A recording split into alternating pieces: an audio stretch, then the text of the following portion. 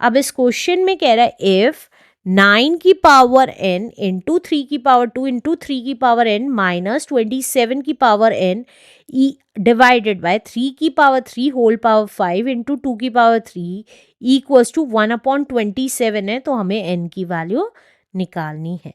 तो हम क्वेश्चन लिख लेते हैं सबसे पहले, 9 की पावर n इंटू 3 की पावर 2 इंटू 3 की पावर n माइनस 27 की पावर n अपॉन 3 की पावर 3 होल पावर 5 इंटू 2 की पावर 3 इक्वल्स टू 1/27। तो ये क्या लिख सकते हैं, देखिए 9 को हम क्या लिख सकते हैं, 9 को हम 3 3 ज़ा 9 एंड 3 1 ज़ा 3, तो 9 को हम 3 की पावर 2 लिख सकते हैं की होल पावर n इंटू 3 की power 2 as it is into 3 की पावर n माइनस 27 को क्या लिख सकते हैं, देखिए 27 को 3 9 ज़ा 27, 3 3 ज़ा 9 एंड 3 1 ज़ा 3, तो 27 को 3 की पावर 3 लिख सकते हैं की होल पावर n अपॉन 3 की पावर 3 5 ज़ा 15 इंटू 2 की पावर 3 इक्वल्स टू 1/27 को 3 की पावर 3 लिख सकते हैं, ये आ गया।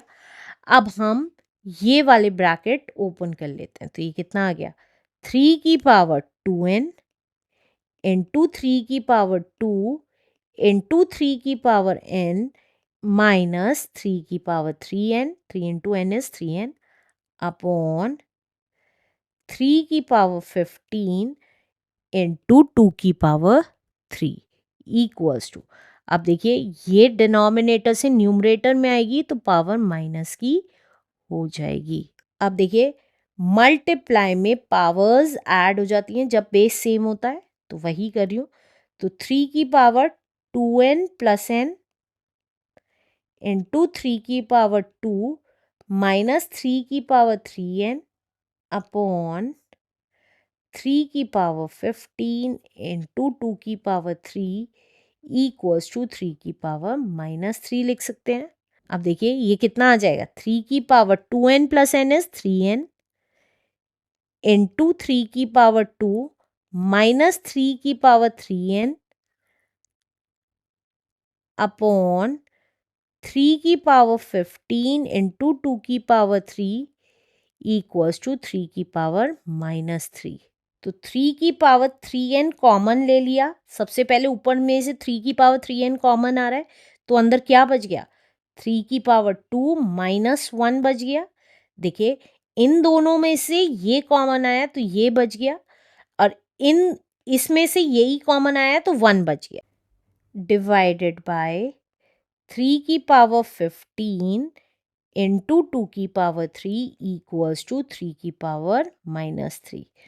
अब आगे क्या कर सकते हैं, अब देखिए 3 की power 3n as it is, अब 3 की पावर 2 को 9 लिख सकते हैं माइनस 1 अपॉन 3 की पावर 15 इंटू 2 की पावर 3 का मतलब है 8 इक्वल्स टू 3 की पावर माइनस 3। तो ये कितना आ गया, 3 की पावर 3n इंटू 9 में से 1 गया इज 8 अपॉन 3 की पावर 15 इंटू 8 इक्वल्स टू 3 की पावर माइनस 3।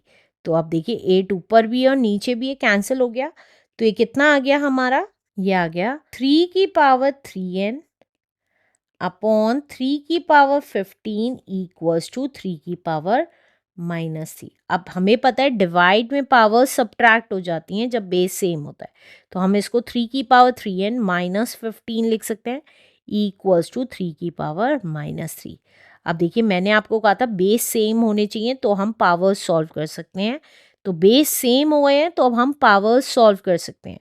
तो अब सिर्फ पावर्स ले रही हूँ क्योंकि n की वैल्यू निकालनी है। 3n minus 15 equals to minus 3, तो अब 3n कितना आ जाएगा, माइनस 3 अपनी जगह रहा, 15 इधर आके प्लस का हो गया। ये लीनियर इक्वेशन है जो हम क्लास 7th में सीख चुके हैं। अब 3n कितना आ जाएगा, 15 में से 3 गया 12, तो n कितना आ गया? 12 अपनी जगह रहा और 3 डिवाइड में आ गया, तो 3 1 ज़ा 3, 3 4 ज़ा 12, तो n की वैल्यू आ गई 4 is the answer. Let's do next question now. अब इस क्वेश्चन में कह रहा है इफ 12 का स्क्वायर इज 144 व्हाट इज।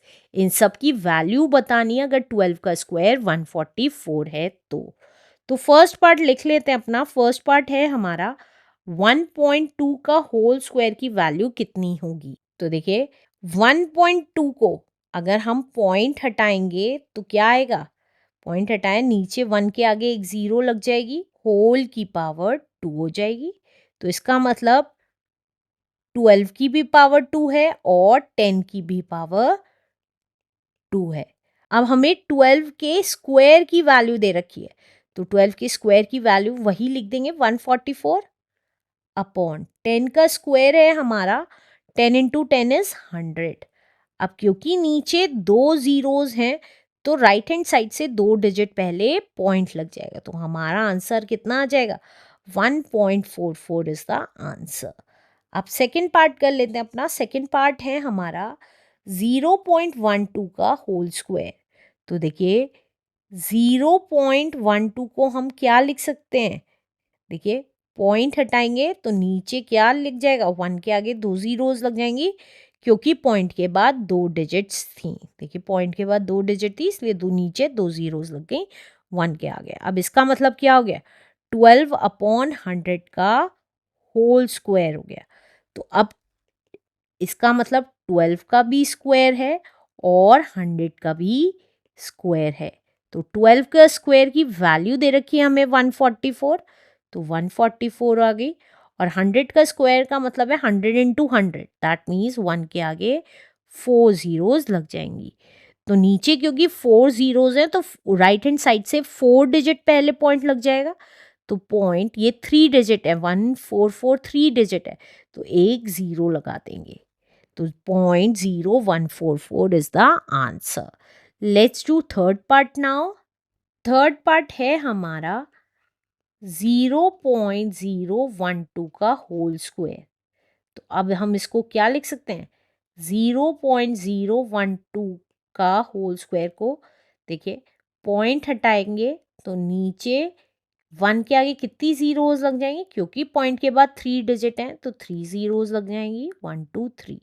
तो अब इसको क्या लिख सकते हैं? 12 अपॉन 1000 का होल स्क्वायर भी लिख सकते हैं। तो इसका मतलब 12 का भी स्क्वायर करेंगे और 1000 का भी स्क्वायर करेंगे।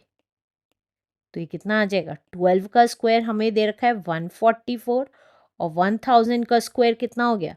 1 के आगे 6 जीरोज, जितनी नीचे जीरोज थी उसको डबल कर देंगे। अब क्योंकि नीचे 6 जीरोज है तो 6 डिजिट पहले पॉइंट लग जाएगा, तो 3 डिजिट तो ये हो गई 144 और 3 जीरोज लगा देंगे 1 2 एंड 3 और उससे पहले पॉइंट लगा देंगे इज द आंसर।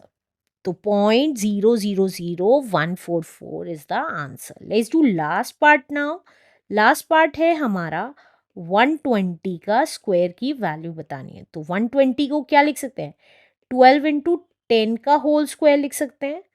अब हमने पढ़ा था a इंटू बी की पावर, होल की पावर n है, तो a की भी पावर n है और b की पावर भी n है। तो वही लिख रही हूँ, 12 की भी पावर 2 है इंटू 10 की पावर भी 2 है। तो 12 की पावर 2 का मतलब है 144 और 10 की पावर 2 का मतलब है 100। तो ये आंसर कितना आ गया? 14400 is the answer. Let's do last question now.